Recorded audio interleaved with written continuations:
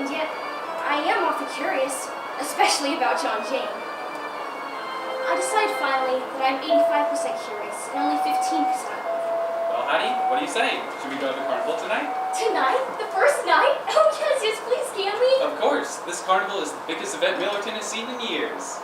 Oh gosh. Well, why don't we all go then? Oh dear. I can't decide whether to serve dinner a half hour early in order to give everyone extra time at the carnival, or a half hour late in order to give everyone time to get ready for it first. Oh dear. Can we take Adam to the carnival with us? Oh honey, let's go by ourselves. The four of us. I don't really feel like calling Anna right now. I'll call her. Hattie, leave it alone. All right.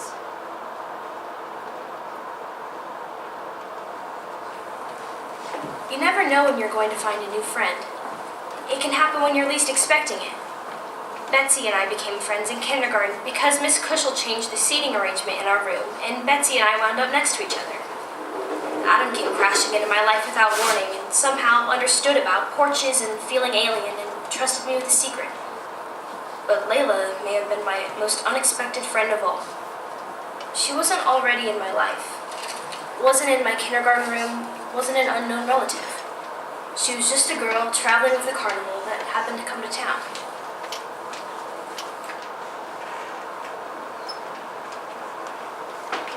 Hey, hi. I see you here every day. This is the first carnival that's come to Millerton. I mean, that I can remember. Do you work here? My whole family does.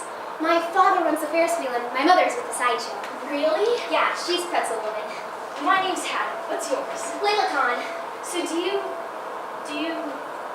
I know it's weird. What? To be a carnival kid. Why is it weird? Well, I mean, my mom is pretzel woman. Doesn't it bother you that people pay money to stare at your mother? Doesn't it bother your mother? Well, if that's how they want to spend their money, I guess. Better than staring and not paying. I guess. Besides, it's all an act anyways. Most of the performers are just putting on an act, like the ones who learned how to do special tricks or wear special makeup and costumes. It's people like baby Tess and Jim who I worry about. People stare at them because of the way they were born. And I mean, they say they never mind because how else are they going to make money, but I don't know. People stare at my Uncle Adam. They call him a freak. You really like your uncle. I can tell. I do. You know what I like best about him?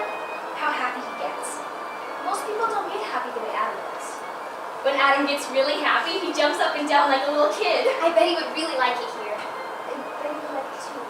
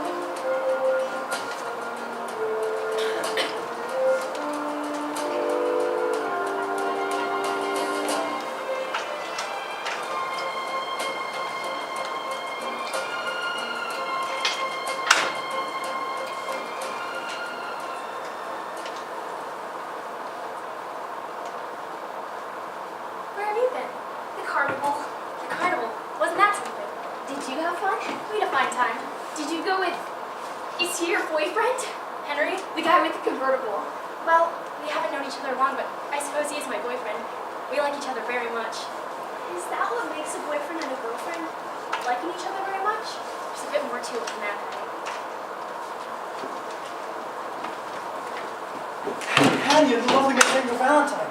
A great good day to meet you both. Adam, where did you come from? Gods are smiling down upon us on this heavenly summer's eve. Smiling down like great Cheshire cats. Cheshire cats in the sky. Hattie and Angel, Cheshire cats in the sky.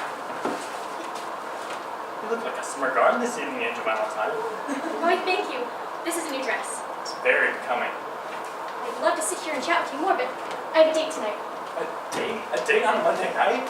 Very cosmopolitan, Angel Valentine. We're going to a French restaurant. Lucy ate snails at the French restaurant. She didn't like them one bit. Don't eat any snails at the French restaurant, Angel Valentine. I promise not to laugh. Hattie, Owen, my old friend, as you know, your birthday is coming up. On Saturday. And Layla Khan, I'd like to do something special for you. We must have a birthday party. You absolutely must. Everyone has enough friends for a birthday party. Because you see, you only need one friend for a birthday party. One is enough. Two is enough. Anything is enough. Read this. Read out loud. You are invited to a party. Date, Friday, July 15th. Place, Fred Carmel's Funtime Carnival. Time, starting no later than 3:30 p.m. on the dot. Occasion, Patty Owen's 12th birthday. Given by her friends Adam and Layla. Wow, Adam, this is great. You can come, can't you? Just a sec. Wait, what are you doing? Don't you want to come to our party? What's all the commotion out here about? Hi, Nana. Look at this. What is it? Adam just brought it to me.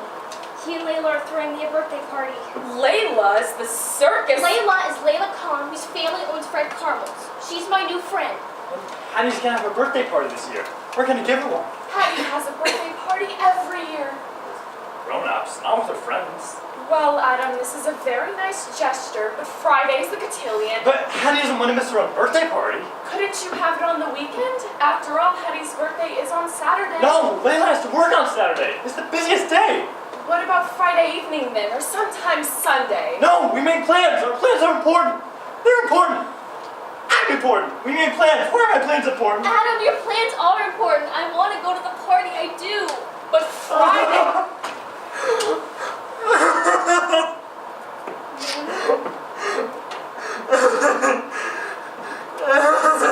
Adam's party Friday, Hattie.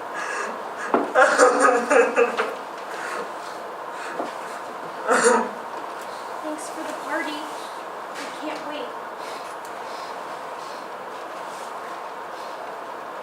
No one knows wisdom. You're not an alien. I'm the only true alien.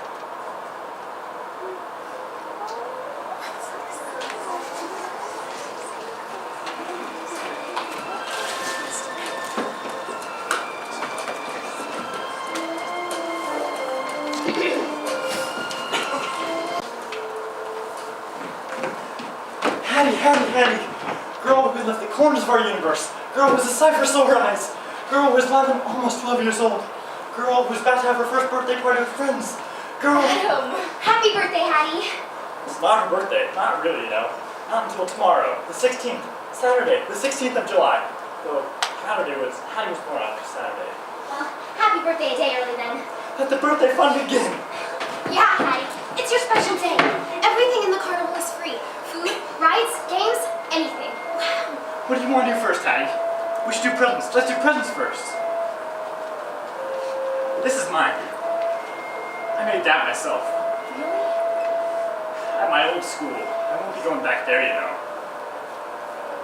Adam, it's beautiful. Let's go ride all the rides.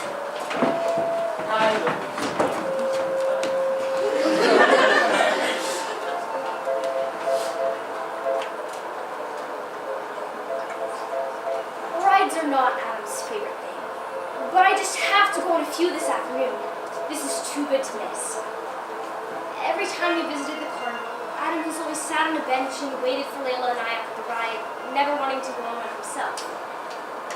But there was something different about Adam today. He was full of excitement, even more so than usual. Today was a day I will never forget. When Layla and I climbed into a car on the Ferris wheel, Adam didn't just stand below us, just behind the ticket booth to watch us. This time, Adam gets on with us, and he sits down right next to me. I want to ask him if he's sure about this, if he's really sure about what he's doing right now. But it doesn't matter, because suddenly our car jerks forward and we're lifted up. We rise above the carnival, lights falling right over us. Oh! Someone from the car just below us turns around to stare at Adam. I stick my tongue out. We reach the very top, and spreading away from us wherever we look are the lights of Millington. We are the sun, and there's our universe, I'm thinking. Just as Adam says. It's Neverland, it's Oz, it's Nirvana. Oh, it's the center of the universe. He tips his head back to look at the stars. We go around and around until we reach the Ferris wheel for the third time, when I hear a great screech of metal, and we grind to a halt, our seats rocking. What's wrong? I ask Layla. It must be stuck. That happens sometimes. My dad always fixes it. I glance at Adam. We're lucky. Layla goes on. We're We're stuck at the very top. It's the best place to be stuck. You can look at the view all you want. I think I can see it. Adam, I say, because this is not a happy shout. His voice rises with each syllable. When he shrieks out the last ho, he bangs his hands on the bar. The woman from below us turns around to look at Adam again, and someone from another car yells, "Shut up, jerk!" I turn on my seat so that I'm facing sideways. Adam, I say, facing me now. He won't look at me. Adam! He's banging on the bar. Adam! Bang, bang, bang. I reach out. I don't know how else to get his attention. Adam! I shout. Don't touch me, little... Adam's next words are lost in a hail of activity. He's rocking back and forth, and our car's pitching with him. At the same time, he's trying to wrench the safety bar over his head, and for a second, I think he might actually be able to do it. Shut up, shut up, shut up! Adam has stood up and swung his leg over the side of our car. I scream. At the same time, Layla yells, Get back in the car! Someone call the police! I don't care what Adam might do to me, but he simply cannot climb out of our car. We're how high up? 2 stories? 3 more? Layla and I grab Adam's arms and yank him backwards. The 3 of us fall to the floor of the car. Suddenly, before I know it, the Ferris wheel is fixed and we descend to the ground. Police officers escort Adam off the Ferris wheel and into their police car. They say they're taking him to the hospital.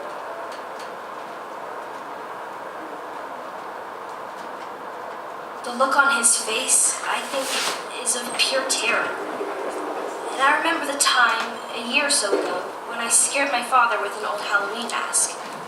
I had just meant to startle him, to make him laugh.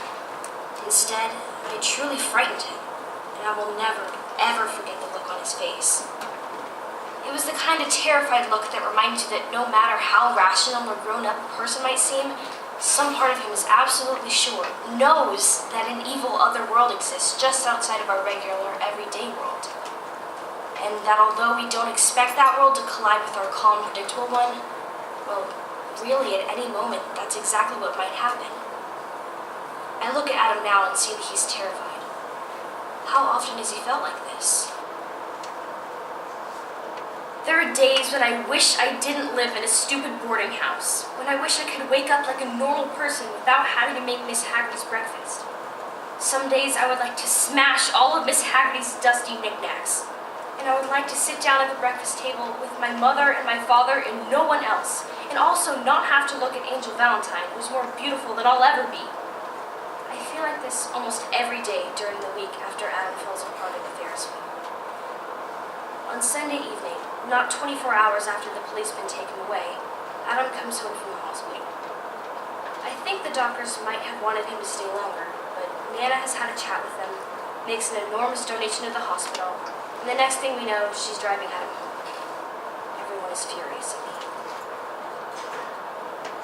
Do you have any idea what you did last night? I know I shouldn't have let him on the Ferris wheel, but what does that have to do with anything? He's been to the carnival before and just never wanted to ride on any rides. Abby, you're treading on thin ice. Adam is Nana and Papa's child. He's not a child! Abby! In some ways he is, but in any case, you don't make decisions about him. That's up to Nana and Papa, and I think you know that, Patty. Or you would have asked permission to take Adam on rides. Why didn't you ask permission?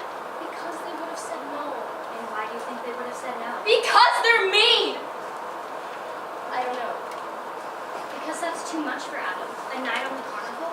So much stimulation and excitement. It would have been alright if the Ferris wheel hadn't gone stuck. You weren't thinking at all, were you? Well, none of you are thinking about Adam. You never are. Believe me, I am always thinking about Adam. I don't know how last night's plan came up, but I have a pretty good idea. And that is why you are forbidden to go to the carnival again. What? You never did things like this before you met Layla, that circus Layla? freak. This isn't Layla's fault. No more carnival, Patty. What we say goes. Last night could have been a lot worse. You never know. Can I see him? Adam. Can I see Adam? I want to know how he's doing. He's alright. He needs time to calm down. I don't want you two seeing each other this year. What?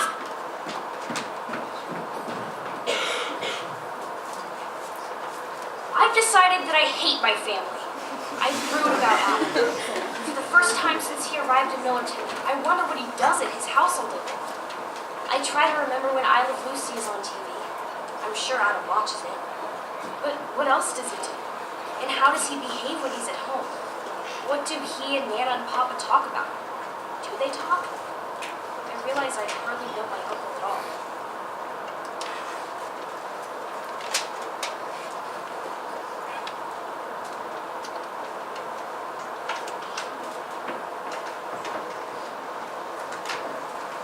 Adam! Oh, great good afternoon to you, Auntie Owen. Well, you're in a fine mood. Yes, oh yes, because I suppose the last time you saw me I was kicking and screaming, and it was no good. No good at all. But today is a tip-top, first-rate, one-of-a-kind, shining day. So I've come to call on lovely Miss Angel Valentine. Is she home? Gee, Adam, I'm not sure. Do you want to wait here while I go knock on her door?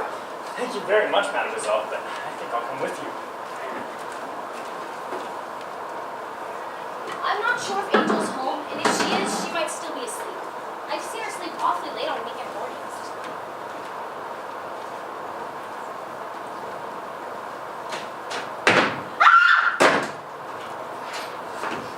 Adam! Patty, what's going on? Oh, Adam came up to see Angel Valentine, so we went upstairs, and he opened the door to her room without knocking, and Angel was in there with her boyfriend, and he was really upset because she was going to give her flowers. Why on earth did you take Adam upstairs with you, Patty? Well, You know better. you keep saying that. Everyone keeps saying that. But why don't you know better about Adam? He's your son. You don't understand him. Where are you going? The carnival. You're not my mother or my father, and I don't have to listen to you.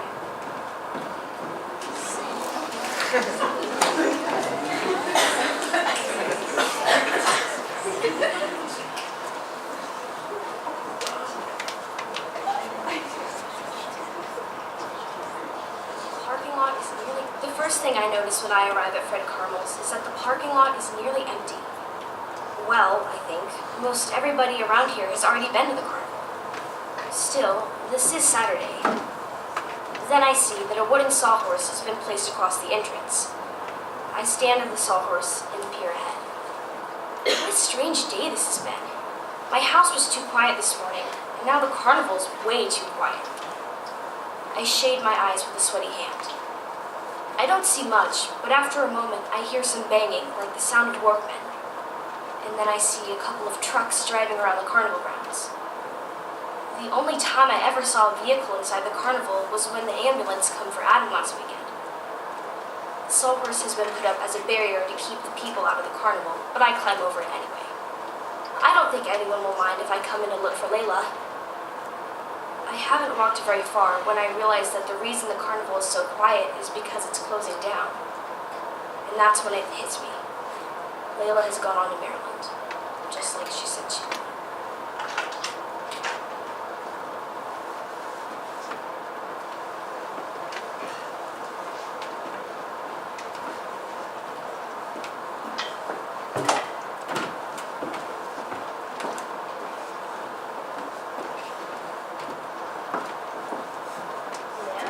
Patty, thank God. What?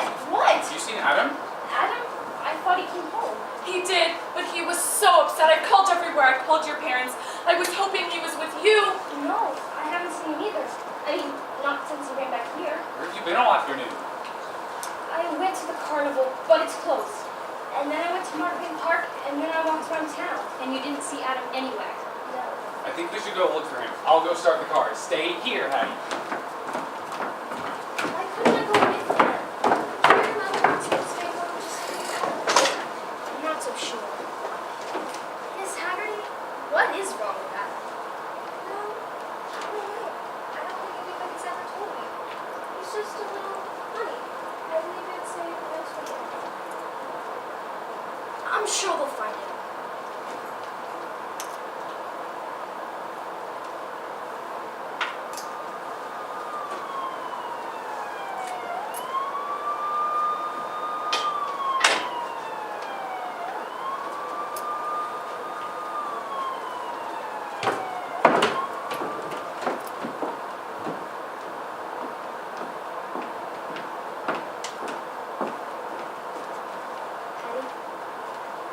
Did you find him? Don't tell me. I don't want to hear it. The police found Adam. He's dead, isn't he? He is, Hattie. What happened? He hung himself in the shed behind me.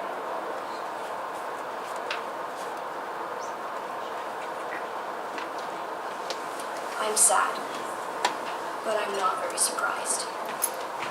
Time has been passing the way it did when I was 6 and got the measles and had to stay in bed forever.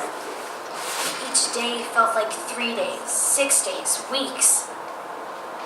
The night Adam's body is found, we were up until nearly 2 o'clock. Nobody says much. Mom is nearly silent, not even crying, but looking bewildered and bruised. And then Angel Valentine comes home.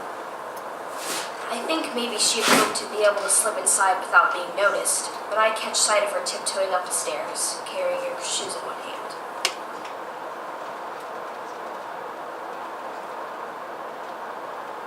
Ricky won't let Lucy have a new hat, Hattie Owen.